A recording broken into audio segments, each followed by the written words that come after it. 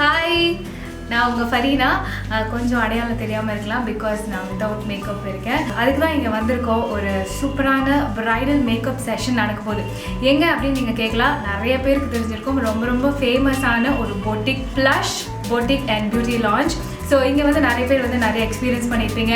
சந்தோஷி அவங்களோட இடம் தான் இது. அவங்களுடைய கலெக்ஷன்ஸா இருக்கட்டும் இல்ல வந்துட்டு அவங்க வந்துட்டு ஒரு பிரைட் வந்துட்டு ஃபுல் லுக் கொடுக்கறதா இருக்கட்டும் எல்லாமே வந்து அமேசிங்கா இருக்கும். உங்க எல்லாருக்குமே தெரியும்.